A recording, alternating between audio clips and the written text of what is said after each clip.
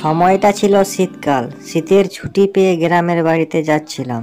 Train ধরতে ধরতে রাত 8টা বেজে গেল। রাত 8টার ট্রেনে উঠে পড়লাম। মনের মধ্যে অনেক আনন্দ হচ্ছিল, কেননা এতদিন পর গ্রামের বাড়িতে যাচ্ছিলাম। এইসব ভাবতে ভাবতে দেখলাম পাশের সিটে বসে লোকটা আমাকে ডাকছে, বাবা তোমার নামটা কি? তখন আমি বললাম, আমার নাম সিয়াবুল ইসলাম। বাহ, নামটা কি সুন্দর। তুমি কিসে পড়ো বাবা? অ্যাকচুয়ালি আঙ্কেল, আমি মাদ্রাসে পড়াশোনা করি। মাশাআল্লাহ মাশাআল্লাহ। কয় পাড়া হয়েছে বাবা তোমার? এইভাবে ওই আঙ্কেলের সাথে কথা বলতে বলতে কিছুক্ষণ সময় পার হয়ে যায়, আর কিছুক্ষণ সময় ঘুমিয়েও নিলাম।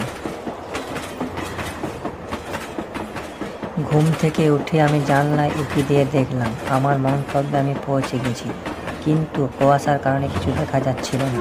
কিন্তু আমি আর ধৈর্য করতে পারছিলাম না। আমি বের হতে গেলাম, তখন আঙ্কেলটা বলল, এই কোথায় যাচ্ছ তুমি এত রাত্রি করে? এখনো ঠিক মতো সকাল হয়নি, আর কুয়াশার কারণে তুমি কিভাবে বাইরে যাবে? সমস্যা নেই, আমি যেতে পারবো। আরে এত শীত, তারপর এত কুয়াশা, আর এ রাস্তাটাও ভালো না। কেন আঙ্কেল, কি হয়েছে? না না, কিছু না কিছু না, তুমি যেও না। আপনি আমাকে কিছু লুকোচ্ছেন, বলুন আমাকে ওইখানে কি আছে। শোনো বাবা, যদি কেউ ওই রাস্তা দিয়ে যায় সে নাকি অদ্ভুত কিছু দেখে। কোনো জিন ভূতের খপ্পরে পড়তে পারো, যেও না কিন্তু। আহা আঙ্কেল, তুমি কিছু চিন্তা করো না। আমার শরীর সবসময় বন্ধ করা থাকে।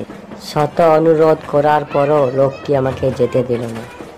বসে বসে ভাবছিলাম কি করে যাওয়া যায়। এক পর্যায়ে দেখলাম লোকটি ঘুমিয়ে পড়েছে। সেই সুযোগে আমি পালিয়ে এলাম। অনেক দূর হাঁটার পর আমার ভয় ভয় লাগছিল, আবার প্রচণ্ড ঠান্ডাও লাগছিল। ভাবছিলাম আবার ট্রেনে ফিরে যাই, কিন্তু না, অনেকটা পথ যখন চলে এসেছি আর ফিরে যাব না। আমার মন্তব্যেই হাঁটতে হাঁটতে আমার মনে হচ্ছিল যে আমার পিছনে কেউ আসছে। আমি এত কিছু লক্ষ্য না করে আমি হাঁটা শুরু করলাম। পিছনে আর তাকালাম না, আর মনে মনে আল্লাহকে ডাকছিলাম। কিছুক্ষণ পর দেখলাম আমার নাম ধরে কেউ ডাকছে, সিরাজ, এই দিকে আয়। আমার নাম ধরে কেউ বা ডাকলো। আমি খুব ভয় পেয়ে গেলাম, কিন্তু তবুও আমি সাহস করে হাঁটা শুরু করলাম। পিছনে মোটেও তাকালাম না, হাঁটতে লাগলাম সামনের দিকে। হঠাৎ দেখলাম সামনে একটা বিড়াল দাঁড়িয়ে আছে। কালো কুচকুচে ভয়ঙ্কর দৃষ্টি দিয়ে আমার দিকে তাকিয়ে আছে। আমি এত কিছু লক্ষ্য না করে সোজা হাঁটা শুরু করলাম। আমি বুকে সাহস রেখে দোয়া দরুদ পাঠ করতে করতে হাঁটা শুরু করলাম। আবার ভয়ঙ্কর হাসির আওয়াজ শোনা যাচ্ছিল। আমি কিছু কান দিলাম না। আবার আমায় কেউ যেন ডাকছিল। আমি পিছনে তাকালাম না। আমি বুঝতে পারছি যে এইগুলো সব জিনের কারসাথী। আমি সোজা হাঁটা শুরু করলাম।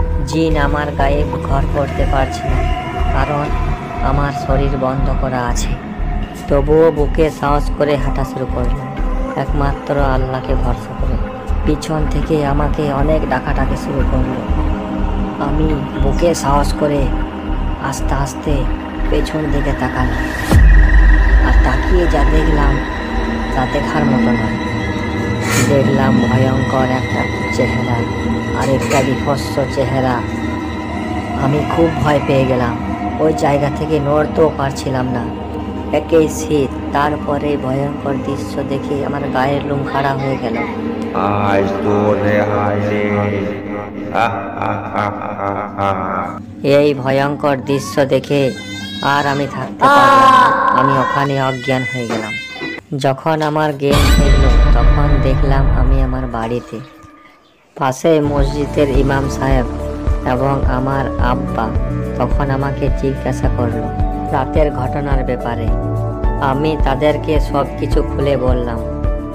তখন মসজিদের ইমাম সাহেব বললেন, ও একটা জিন ছিল, ও তোমার ক্ষতি করতে যাচ্ছিল। তোমার শরীর বন্ধ করা দেখে ও তোমার কিছু ক্ষতি করতে পারেনি।